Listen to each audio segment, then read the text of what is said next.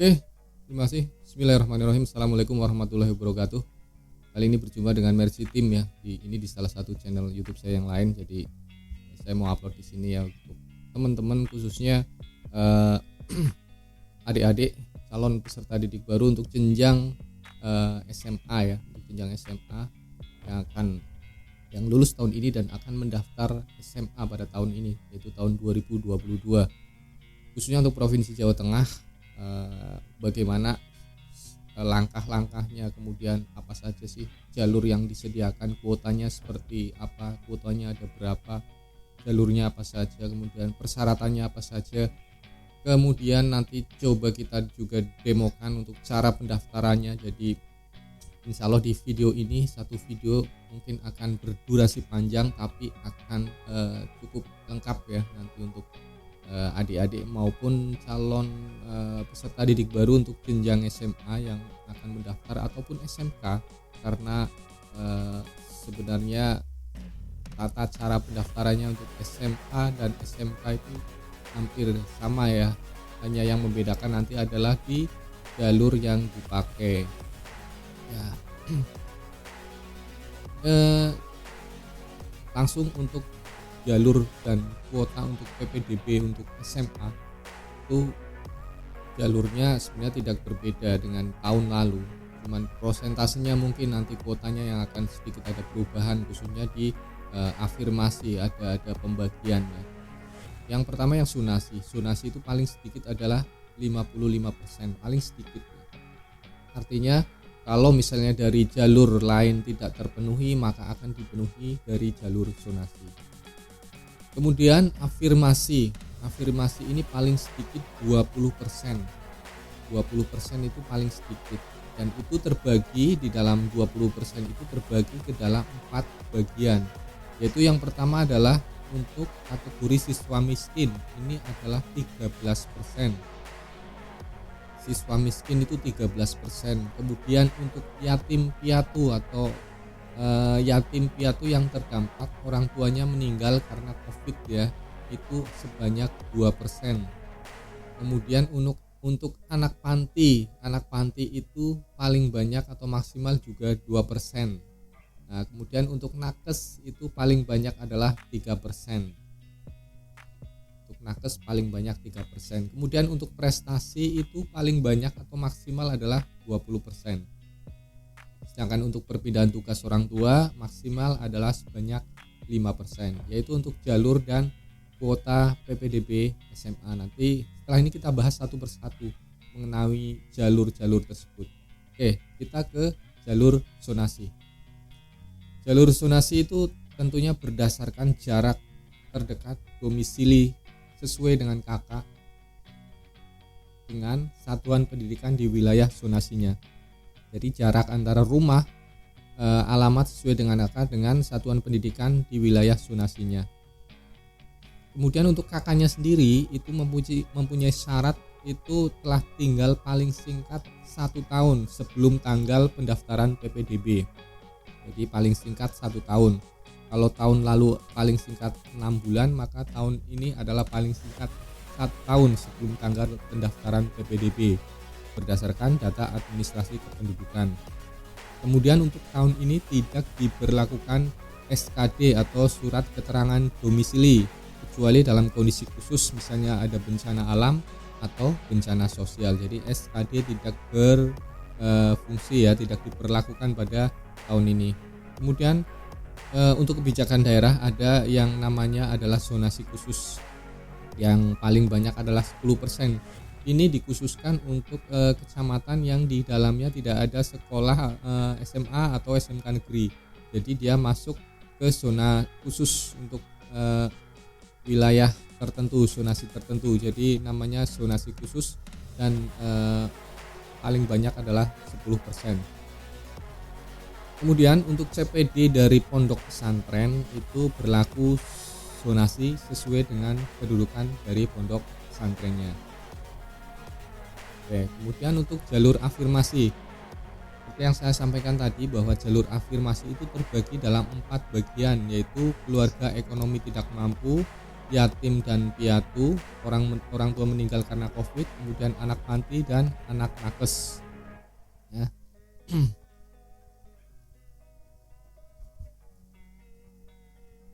Kemudian untuk persyaratan di jalur afirmasi itu sendiri, untuk keluarga ekonomi tidak mampu, dia itu terdaftar di data DTKS dan dia memiliki KIP ya, memiliki KIP. Kemudian untuk yatim dan atau piatu itu berdasarkan dari data DP3AKB Provinsi Jawa Tengah. Kemudian untuk panti itu berdasarkan dari data Dinas Sosial Provinsi Jateng, sedangkan untuk nakes itu berdasarkan data Dinkes Provinsi Jateng, dan itu semua nanti akan terintegrasi secara langsung dengan sistem PPDB. Itu untuk jalur afirmasi. Kemudian untuk jalur perpindahan tugas orang tua, ini adalah bagi CPD yang mengikuti kepindahan tugas orang tua atau walinya, dan juga bisa digunakan oleh anak guru yang bertugas di sekolah yang dituju. Ini dibuktikan dengan surat penugasan dari instansi, lembaga, kantor atau perusahaan. Nah, kemudian untuk pindah tugas orang tua itu sekurang-kurangnya adalah antar kabupaten atau kota. Jadi tidak boleh misalnya antar kecamatan. Dari kecamatan A ke kecamatan B masih dalam satu kabupaten mengikuti jalur perpindahan tugas orang tua, itu tidak boleh. Tuh.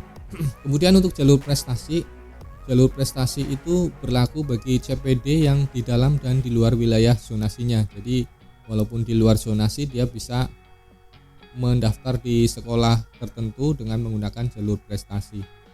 Kemudian untuk seleksinya itu berdasarkan dari nilai rapot ditambah bobot nilai prestasi atau kejuaraan akademik dan non akademik, baik itu dari hasil kejuaraan berjenjang maupun tidak berjenjang.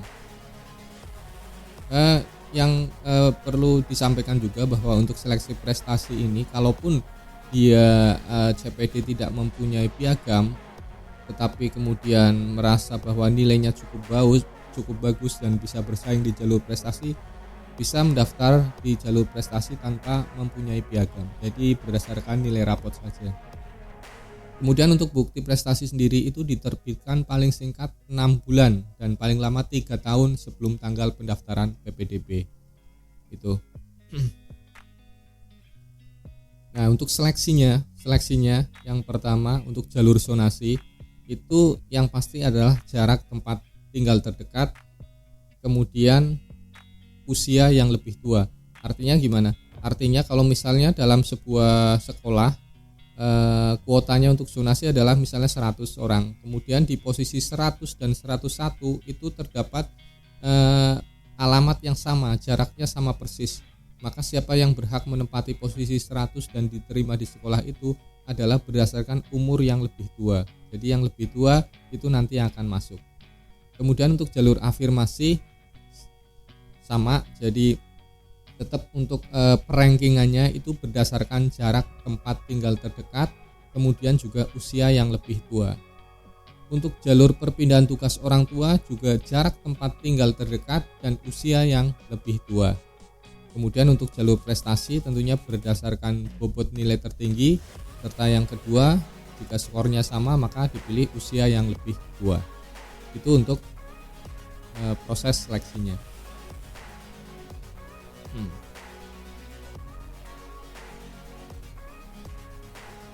Untuk akreditasi sekolah, poinnya adalah untuk akreditasi A itu 1.0, akreditasi B itu 0,9, akreditasi C itu 0,8 dan tidak terakreditasi itu 0,7. Oke, kemudian juga bobot nilai untuk prestasi perusahaan untuk tingkat internasional. Kalau kejuaraan prestasi berjenjang itu walau juara 1, juara 2 dan juara 3 itu langsung diterima. Kemudian untuk tingkat nasional juara 1 itu langsung diterima, kalau juara 2 poinnya 5, juara 3 poinnya 3, juara 3 poinnya 4. Kemudian untuk tingkat provinsi juara 1 poinnya 3, juara 2 poinnya 2,75 dan juara 3 2,50. Sedangkan untuk tingkat kabupaten kota, juara 1 poinnya 2,25, juara 2 poinnya 2,0, dan juara 3 poinnya 1,75. Oke, jadi itu sudah nanti terinput dari sistem. Oke, kemudian terkait dengan jadwal, ini adalah sangat penting untuk diperhatikan oleh calon peserta didik baru, bahwa ada 2 periode yang sangat krusial yang harus jangan sampai terlewatkan oleh kalian calon peserta didik baru dalam proses untuk mendaftar PPDB SMA maupun SMK. Yang pertama adalah periode di tanggal 15 sampai dengan 28 Juni 2022. Catat ya, 15 sampai 28 Juni 2022. Itu adalah merupakan proses pengajuan akun, kemudian verifikasi berkas, dan aktivasi akun. Jadi ada 3 kegiatan di periode itu, yaitu pengajuan akun, verifikasi berkas, dan aktivasi akun. Pengajuan akun bisa dilakukan sendiri oleh CPD yang bersangkutan langsung dimanapun di rumah, dimana menggunakan HP, menggunakan PC, laptop, yang terpenting koneksi internet untuk melakukan pengajuan akun. Apa yang dilakukan saat pengajuan akun? Pengajuan akun nanti memasukkan NISN, kemudian melengkapi data-data termasuk nilai, termasuk titik koordinat, kemudian setelah semua lengkap, kemudian dia mencetak bukti pengajuan akun. Untuk proses pengajuan akun nanti akan kita demokan juga di video kali ini biar tidak ada kebingungan di antara kita. Oke ya. Oke, kemudian selanjutnya untuk verifikasi berkas ya. Jadi nanti setelah kalian sudah berhasil melakukan proses pengajuan akun, sudah mencetak bukti pengajuan akunnya, bukti cetakan pengajuan akun itu kalian bawa ke sekolah terdekat ya, dibawa ke sekolah terdekat dengan membawa berkas-berkas yang sudah diupload tadi ya, misalnya berkas nilai rapot, kemudian KK atau yang lain, bukti prestasi, piagam, itu dibawa ke sekolah terdekat untuk dilakukan verifikasi berkas. Nanti di sekolah tersebut disampaikan mau verifikasi berkas, lalu diserahkan berkas-berkasnya serta bukti cetak pengajuan akunnya. Nanti oleh tugas dari panitia PPDB di sekolah tersebut akan dilakukan verifikasi berkas. Kemudian setelah verifikasi berkas kemudian disetujui bahwa datanya semua sesuai, semua benar dengan yang diinput maupun data hard copy yang dibawa sudah dicocokkan dan klop semua, maka nanti petugas dari panitia PPDB tersebut akan menyetujui proses verifikasi berkas. Setelah disetujui proses verifikasi berkas, maka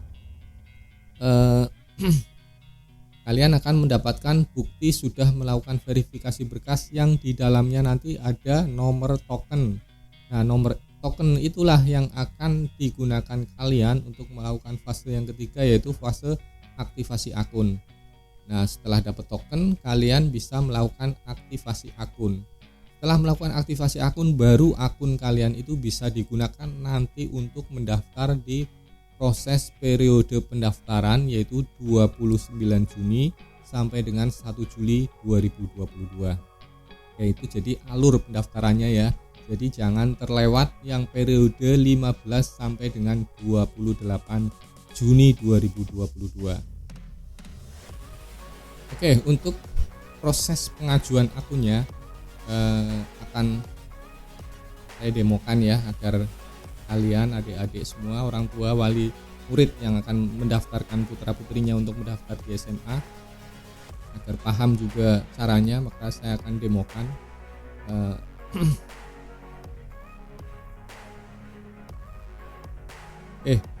Untuk alamat web PPDB Jateng itu ada di ppdbjatengprof.go.id. Ini ya, ini yang nanti dipakai saat proses pendaftaran. Kemudian karena kali ini saya akan melakukan demo untuk melakukan pengajuan akun, maka saya menggunakan akun demo siap ppdb.com, dan ini tampilannya adalah sama persis nanti dengan situs realnya. Jadi nanti pertama kali yang dilakukan pada tanggal 15 sampai 28 Juni adalah kalian membuka alamat ini, ppdb.jatengprof.go.id. Kalian buka, kemudian tampilannya nanti seperti ini. Jadi di sini ada dua menu utama. Yang pertama adalah PPDB online jenjang SMA, kemudian PPDB online jenjang SMK. Kemudian di bawah jenjang SMA nih ada jalur pendaftaran, zonasi khusus, afirmasi, perpindahan tugas orang tua, prestasi. Ini abaikan saja, sudah terchecklist semua, biarkan saja. Kalian langsung klik saja ajuan akun. Diklik ajuan akun.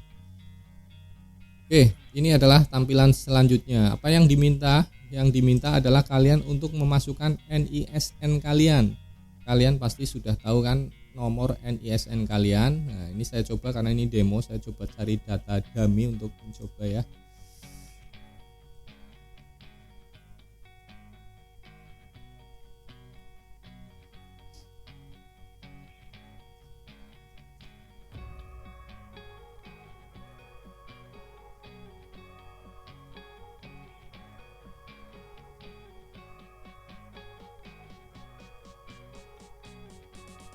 Oke, saya coba memasukkan salah satu NISN di sini.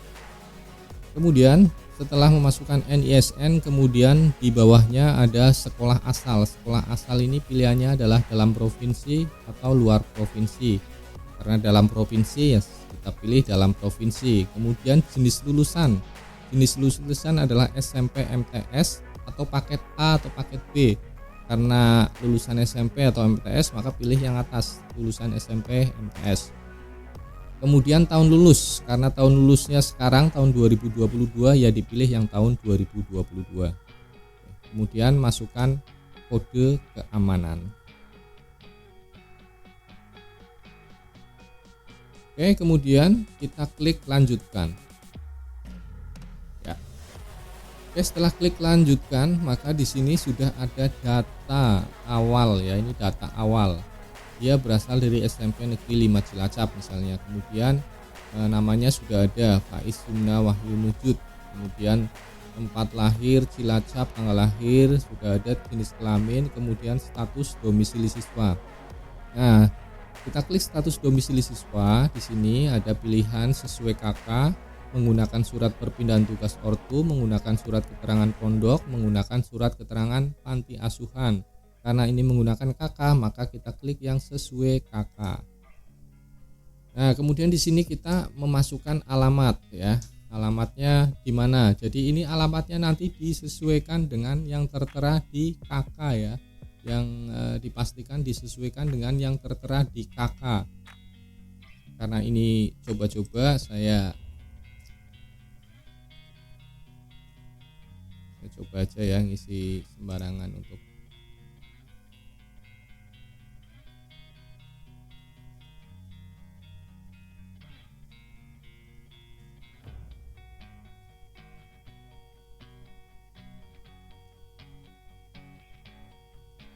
misalnya ini, misalnya saya masukkan ini ya, kemudian RT RW juga dilengkapi, RT RW nya dilengkapi.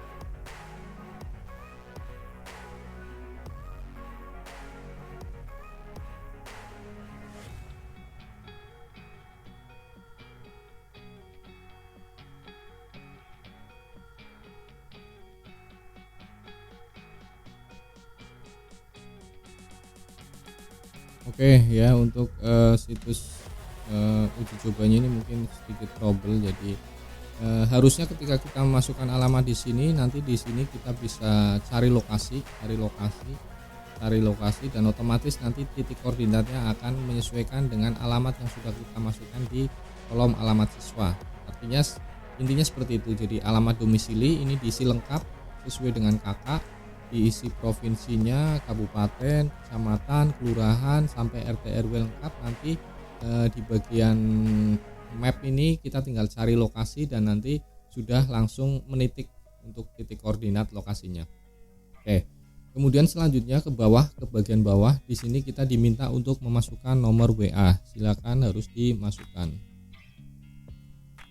Kemudian untuk tanggal cetak kartu keluarga silakan dimasukkan di sini. Informasi terakhir bahwa untuk PBDB besok ketika dimulai maka ini sudah akan terintegrasi dengan data di Dukcapil. Jadi sebenarnya tidak perlu memasukkan di sini, nanti data di sini ini sudah menyesuaikan dengan data dari Disdukcapil. Kemudian akreditasi, nilai akreditasi, dan kemudian selanjutnya adalah pilihan kurikulum ya, sekolah asal siswa.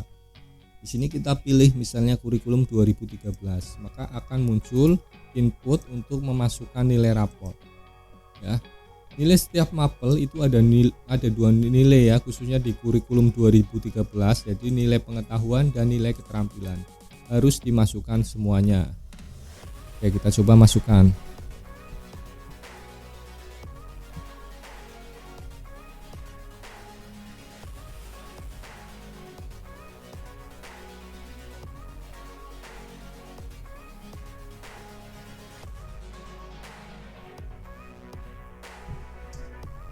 Oke, dimasukkan. Jadi untuk nilainya itu adalah merupakan rentang antara 1 sampai 10 ya.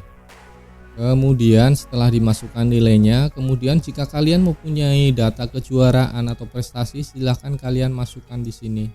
Misalnya kalian mempunyai kejuaraan berjenjang tingkat kabupaten kota juara 1. Kemudian nama kejuaraannya apa, dipilih di bagian bawah, misalnya OSN ya. Kemudian nomor piagam harus dimasukkan juga. Kemudian tanggal sertifikat piagam. Tanggal sertifikat piagam itu ada syaratnya tadi, yaitu minimal adalah 6 bulan dan maksimal atau paling lama adalah 3 tahun ya. Oke. Kemudian ini sudah langsung muncul ya, umur piagam 1 tahun 6 bulan. Kemudian nilai prestasinya adalah 22,5, sudah langsung muncul di sini. Kemudian di bawahnya ada informasi tambahan, status siswa keluarga ekonomi tidak mampu. Ini langsung terkait dengan database dari DTKS ya nanti ya. Kalau misalnya dia memang masuk di database itu, maka ini akan pilihannya adalah status keluarga ekonomi tidak mampu. Termasuk keluarga tidak mampu. Kemudian anak tenaga kesehatan penanganan langsung COVID-19 juga begitu. Dia terintegrasi langsung dengan database dari Dinas Kesehatan Provinsi. Kemudian status anak guru di sini bisa dipilih. Kalau anak guru di sekolah yang dituju ya dipilih yang anak guru, tapi kalau bukan ya bukan anak guru. Kemudian status anak panti asuhan jadi ini juga terintegrasi dengan data Dinsos. Kemudian status anak yatim dan atau piatu bisa dipilih bukan anak yatim atau ya anak yatim. Oke. Kemudian setelah itu diklik, setelah semuanya datanya lengkap ya, diisi semua sudah, diklik lanjutkan. Ya, lanjutkan di sini adalah kemudian setelah itu adalah muncul tampilan untuk kalian mengunggah berkas ya, mengunggah berkas. Yang pertama berkas yang diunggah, untuk syaratnya dulu, formatnya adalah bisa gambar, foto, JPEG, JPG, PNG, dan PDF. Jadi hampir seluruh format itu bisa digunakan. Cuman ada besaran maksimalnya adalah maksimal ukuran 1 MB ya. Oke, kita coba upload yang pertama, fakta integritas. Ini kita masukkan ini aja apa ya, untuk sampel aja, kemudian surat keterangan nilai rapot, sampel aja, kemudian program ini untuk sertifikat juga, piagam juga sampel aja. Oke, setelah semua kita upload, maka kita klik lanjutkan. Nah, di sini ada cek ulang ya, ini cek ulang, dicek lagi datanya sudah sesuai, semua sudah betul atau belum. Nilai termasuk dicek lagi sudah betul atau belum. Nah, setelah semua sudah betul, kemudian kita klik setuju dengan pernyataan di atas. Kita klik centang setuju dengan pernyataan di atas, kemudian klik lanjutkan. Oke. Ya, ini adalah selesai ya proses untuk melakukan ajuan akun. Jadi kemudian yang terakhir adalah kalian akan mencetak bukti ajuan akun. Nih, jadi ajuan akun cetakannya nanti seperti ini. Ada nomor peserta sudah lengkap, kemudian ada token, nanti di print.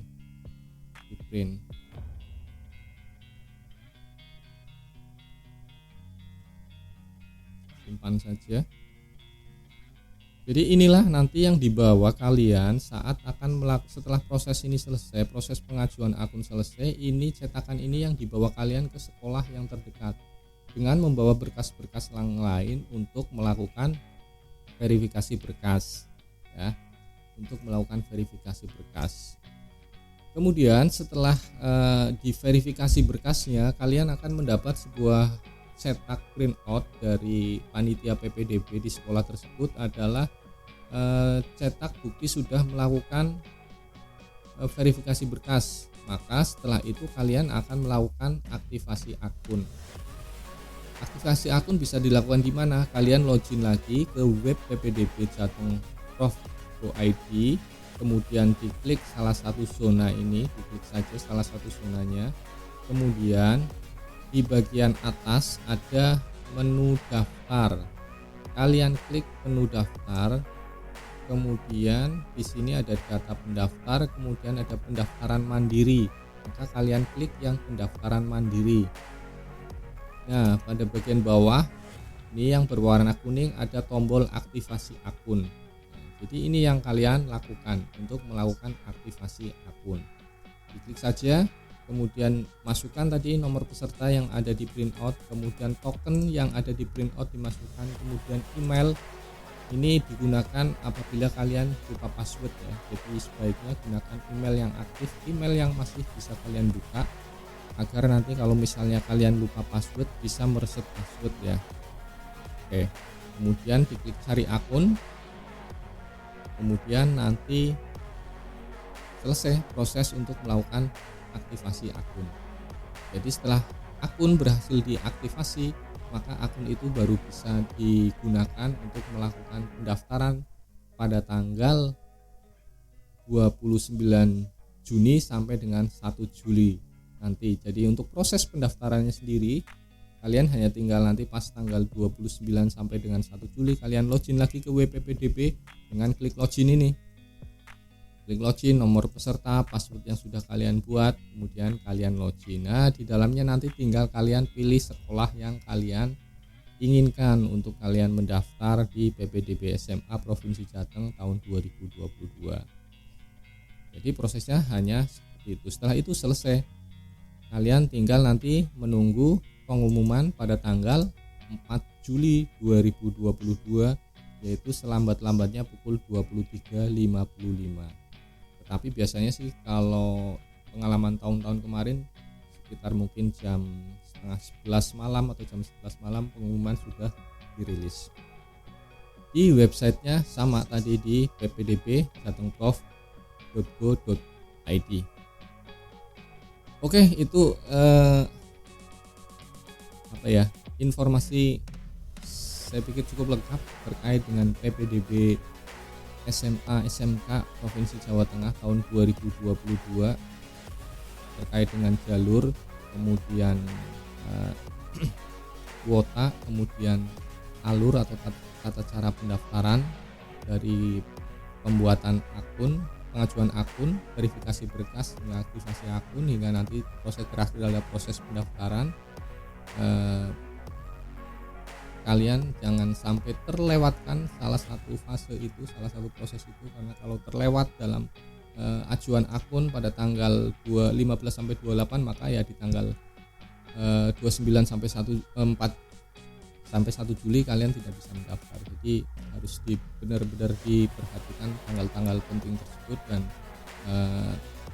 silakan, mungkin kalau kalian yang masih bingung nanti bisa ditanyakan di kolom komentar ya. Jangan lupa untuk di like, di subscribe channel ini, karena nanti saya akan update juga di channel ini terkait dengan informasi-informasi PBDB SMA SMK tahun 2022. Terima kasih, semoga video ini bermanfaat. Wassalamualaikum warahmatullahi wabarakatuh.